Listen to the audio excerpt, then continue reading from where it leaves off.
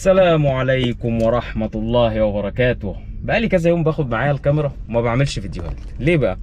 لان في مواضيع حاصله انا يعني ايه مش حابب ان انا اتكلم عنها، وفي نفس الوقت الكلام محشور جوايا. ليه بقى مش حابب ان انا اتكلم عنها؟ تعالوا نتكلم على اول موضوع اللي هو كان عندنا هنا في المحله، بنت متجوزه وحماتها خدتها في الشارع وسحلتها، والست الحما اتقبض عليها، وقصه طويله عريضه. مش حابب اتكلم عن الموضوع ده، لكن اللي لفت نظري فيه ايه؟ ان الاب راح بعد قعده عرفيه واتحكم لهم ب 200,000 جنيه، فالاب قرر يتنازل عن 200,000 جنيه.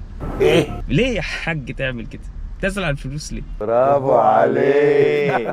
الموضوع التاني بتاع الموظفه بتاع التامينات اللي احنا شفناها كلنا وهي بتعمل اللي هي بتعمله ده، وبرضه مش عايز اعلق عليه لان انا مش عارف ايه اللي خلى الست دي تعمل كده. اصل دي واحده ست، انت عارف لو راجل هقول لك راجل شد قصاد راجل وهو الاثنين قلات الادب فتجاوز الحدود، انما دي ست في الاول والاخر، دي واحده ست. ايه اللي وصلها لهذه المرحله؟ فهتكلم عن الموضوع اقول ايه، هحكم ازاي على حاجه انا ما اعرفهاش بناء على اللي عيني شافته؟ ما ينفعش، الحكم ظالم لاني ما شفتش الحكايه من الاول، الفيديو مش جايب الموضوع من الاول. ناهيك طبعا عن انه المفروض الموظف الحكومه يبقى منضبط ومش عارف ايه وبتاع، بس في الاول والاخر موظفين الحكومه بني ادمين. للاسف الناس بيتعاملوا معاهم على ان هم شجر، او ان هم جماد، او ان هم مثلا بيقبضوا الاف الدولارات اللي من اجلها مجبرين ان هم يسيبوا كرامتهم على الباب. وده على فكره رسخته الدراما ورسخه الاعلام، بالتحديد الاعلام، لان الاعلام دايما لما بيحب يشتم سوء اداء اي جهه ما بيشتم، بتبقى هم الموظفين اكيد السبب، مش انه في مشكله في الاداره او انه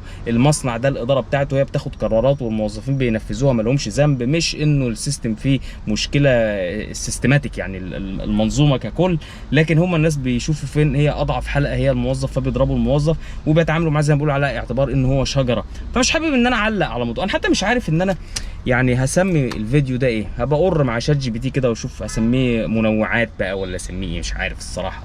بتكلم مع شات جي بي تي كتير جدا بالمناسبه، يعني شات جي بي تي وجيميناي بتكلم معاهم كتير جدا. قاعد انا بعمل فيديوهات الشباسي والبساكيت، بحب انا الحاجات دي لسبب على فكره. اولا انا ببقى حابب ان انا اشتري الحاجه اجربها، فبيبقى عندي حاجه جوايا كده، يا عم دي حاجات مضره ما تجيبهاش، فببرر لنفسي هجيبها عشان اعمل عليها فيديو وابقى جربتها. دي حاجه. الحاجه الثانيه ان انا المحتوى ده بيخفف من حده القناه شويه. القناه عندي ناشفه جدا وحاده جدا في المواضيع اللي انا بناقشها، ولحسن حظي ان الفيديوهات دي ما بتتشافش. وممكن حد يسال طب انت استفدت ايه من الفيديو ما بيتشافش؟ استفدت ان انا سبت رايي في الدنيا، استفدت ان انا في موضوع فانا سبت فيه رايي، قلت اللي جوايا، عبرت عن اللي جوايا. دي فرصه ما بتجيش لاي حد ان انت تعبر عن رايك، وانت في الغالب ان شاء الله مش هيجراك حاجه لان ما حدش بيشوفك وانت بتعبر عن رايك. بس بقى ممكن في المستقبل كمان 5 سنين 10 سنين تتغير الانظمه، تتغير الدنيا، الفيديوهات تتشاف. حتى لو ما اتشافتش انا ليا راي في المواضيع، انا ليا راي بعبر عنه. يعني جيت الدنيا عندي راي عشان امشي من الدنيا دي بعد يعني عمر طويل، ربنا يدينا ويديك الصحه طول العمر. الواحد يبقى ساب رايه في الدنيا، يبقى كان معروف رايه ايه في المواضيع.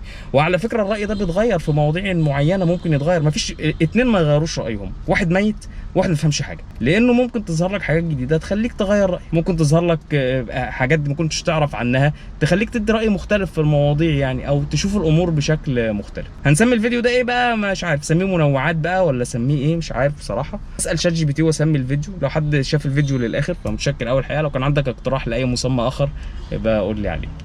السلام عليكم.